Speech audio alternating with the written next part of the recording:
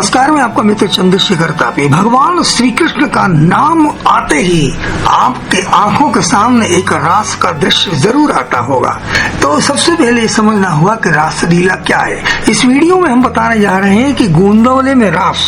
तो सबसे पहले हमें समझना हुआ कि रास लीला क्या है। श्री कृष्ण का रास आध्यात्मिक प्रेम, भक्ति और आत्मा और परमात्मा के मिलन का प्रतीक है। यह लीला यह सिखाती है कि भगवान के प्रति प्रेम और समर्पण के माध्यम से ही आत्मा को परमात्मा से एकत्व की प्राप्ति हो सकती है। रासलीला का गूढ़ार्थ यह भी है कि भगवान का प्रेम सर्वव्यापी, शुद्ध और असीमित है और यह प्रेम हर भक्त को उसके आध्यात्मिक पथ पर आगे बढ़ने में मदद करता है। श्री कृष्ण के रासलीला का वास्तविक और गूढ़ार्थ अत्यंत गहन और आध्यात्मिक महत्व रखता है। यह लीला न केवल एक नृत्य उत्सव है, बल्कि इसका प्रतीकात्मक अर्थ आत्मा और परमात्मा के बीच के दिव्य संबंध को दर्शाता है। प्रेम और भक्ति की पराकाष्ठा का प्रतीक माना जाता है। आइए हम इस गूढ़ार्थ को अच्छे ढंग से समझते हैं। रासलीला यह सिखाती है कि भगवान की माया से मुक्त होकर व्यक्ति आध्यात्मिक उन्नति कर सकता है। गोपियों का सांसारिक बंधनों को त्याग कर श्री कृष्ण के साथ रास में शामिल होना यह दर्शाता है कि सांसारिक मोह माया से मुक्त होकर भगवान का सानिध्य प्राप्त किया जा सकता है। गोपियों का श्री कृष्ण के प्रति अत्यधिक प्रेम भक्ति का सर्वोच्च स्तर दर्शाता है, जिसमें भक्त अपनी सारी इच्छाओं और अहंकार को त्याग कर भगवान के साथ एकत्व की तलाश करता है।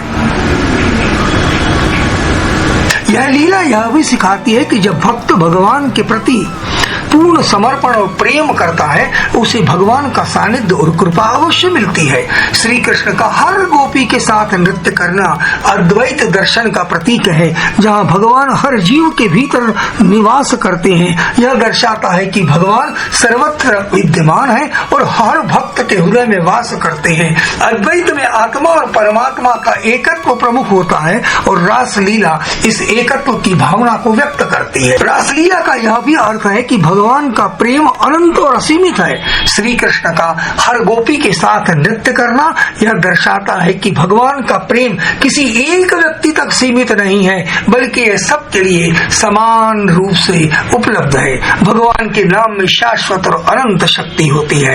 नाम स्वयं भगवान के समान ही पवित्र, शक्तिशाली और अमर होता है।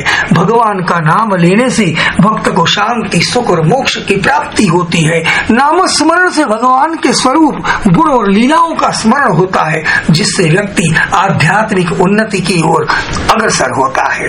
भगवान का नाम जपने से सभी पापों का नाश होता है। जैसे आग के पास जाने से सर्दी दूर होती है, वैसे ही भगवान का नाम स्मरण करने से व्यक्ति के जीवन से अज्ञान, मोह और पाप दूर हो जाते हैं। कठिन से कठिन परिस्थितियों में भगवान का नाम जपने से भक्त को साहस और शक्ति मिलती है। यह नाम जप व्यक्ति के जीवन में सकारात्मक परिवर्तन लाता है। जब हम गोंदवले की बात करते हैं तो वहाँ पर नाम स्मरण की भूमि है, नाम की भूमि है, वहाँ नाम की लीला चलती है। सदगुरु श्री ब्रह्म चैतन्य गोंदवलेकर महाराज की समाधि मंदिर के दर्शन करने के बाद समाधान होता है। उस समाधि मंदिर के ऊपर भगवान श्री कृष्ण की सुंदर सी प्रतिमा है, मनोहारी प्रतिमा है। जिस प्रकार से भगवान श्री कृष्ण की रासलीला में हर गोपी नाम स्मरण में तल्लीन थी, भगवान के नाम के प्रेम में तल्लीन थी, देह भान भूलकर भगवान के नाम में इस तरह से तल्लीन थी। केवल नाम और केवल नाम। नाम स्मरण की महिमा बतलाती है रासलीला। यह नाम लीला के रूप से भी हम कह सकते हैं। जब नाम लीला की हम बात करते हैं तो सदगुरु श्री गोंदवलेकर महाराज ने हमेशा कहा है कि नाम स्मरण ही सत्य है, नाम के सिवाय जगत में कोई बात और सत्य नहीं है। सत्य में ही आनंद होता है, सत्य में ही आनंद है। इसलिए सत्य बात से जुड़कर ही हमें आनंद प्राप्त हो सकता है। नाम स्मरण से जुड़कर जीवन का शाश्वत आनंद मिल सकता है।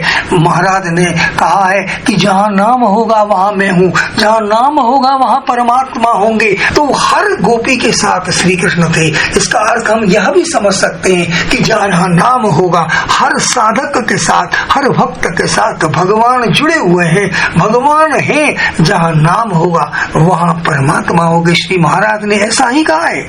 इसीलिए तो ऐसा कहा जाता है कि जहाँ जहाँ रामायण होती है वहाँ हनुमान जी उपस्थित होते हैं। उन्हें राम का नाम इतना पसंद है। जब हनुमान जी की हम बात करते हैं तो इस बात को भी जानना जरूरी है कि भगवान के नाम में अनुग्रह शक्ति होती है जो भक्त को कठिनाइयों से उबारती है। महाभारत में अर्जुन के रथ पर हनुमान जी की उपस्थिति और श्री कृष्ण का सारथी के रूप में होना भक्ति और ज्ञान के संगम का प्रतीक है। श्री कृष्ण जो ज्ञान के सर्वोच्च प्रतीक हैं, अर्जुन को गीता का उपदेश देते हैं, जबकि हनुमान जी जो भक्ति के प्रतीक हैं, अर्जुन को उनके रथ पर सुरक्षा प्रदान करते हैं। यह संगम अर्जुन को न केवल युद्ध में विजय दिलाने में सहायक होता है बल्कि उस जीवन की गूढ़ार्थ को भी समझने में मदद करता है। वो यह दर्शाता है कि ज्ञान और भक्ति दोनों आवश्यक है। किसी भी लक्ष्य के प्राप्ति के लिए ज्ञान और भक्ति दोनों आवश्यक है। युद्ध में अर्जुन के रथ को बचाने के लिए हनुमान जी की उपस्थिति महत्वपूर्ण मानी जाती है। हनुमान जी के होने के कारण अर्जुन का रथ अपराजय हो गया था और कई बार जब रथ को गंभीर खतरे का सामना करना पड़ा तब हनुमान जी की शक्ति ने उसे सुरक्षित रखा। यह रक्षात्मक भूमिका इस बात का प्रतीक है कि भगवान की कृपा और उनके भक्तों का साथ हमेशा उस व्यक्ति को सुरक्षित और संरक्षित रखता है जो नामस्मरण करता है, जो धर्म के मार्ग पर चलता है। इस वीडियो में हम एक ऐसे मंदिर के संदर्भ में जानकारी दे रहे हैं कि सुनकर आपको आश्चर्य होगा। वृंदावन के ज्ञान गुजरी क्षेत्र में श्री तुलसी राम दर्शन स्थल है। तुलसीदास जी के लिए, अपने भक्त के लिए, अपने भक्त के प्रेम के लिए भगवान कृष्ण ने राम के रूप में दर्शन दिए। जब तुलसीदास जी ने कहा कि का कहूँ छवि आपकी भले बने हो नाथ, तुलसी मस्तक जब नमे धनुष बाण लू हाथ। इसके बाद भगवान कृष्ण ने राम रूप में उन्हें दर्शन दिया और इस संदर्भ में दुआ है कि कित मुरली कित चंद्रिका कित गोपियन का साथ, अपने जन के कारणे श्री कृष्ण भय रघुनाथ। वहाँ पर गोस्वामी तुलसीदास जी की कुटिया भी है और ये एक अनोखा मंदिर है। ब्रज में एकमात्र एक ऐसा मंदिर है कि जहाँ पर भगवान कृष्ण ने राम रूप में दर्शन दिया। तो भगवान जो है अपने भक्त के कारण, भक्त के प्रेम के कारण अनेक रूपों में उन्हें दर्शन देते हैं। भगवान भक्त के मन चाहे रूप में दर्शन भी देते हैं। इतना प्रेम, इतनी साधना भक्त की भगवान के प्रति होना चाहिए।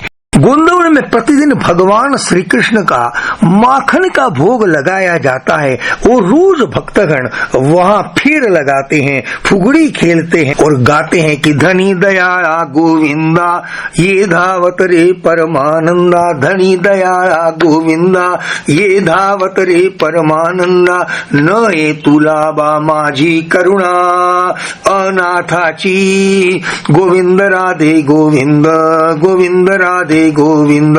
गोंदवले में ऐसा आनंद देख सकते हैं, नाम में तल्लीन भक्त देख सकते हैं, नाम के प्रेम में आनंद लेते हुए भक्त देख सकते हैं। भगवान को उसका नाम अत्यंत प्रिय होता है। नाम में जो तल्लीन होता है, नाम के प्रेम में जो तल्लीन होता है, वो भगवान का प्रिय भक्त होता है। आपने मेरा चैनल सब्सक्राइब न किया हो तो कर लीजिएगा। आपको ये वीडियो कैसा लगा जरूर कमेंट में बताइएगा। अच्छा लगे तो शेयर करिएगा।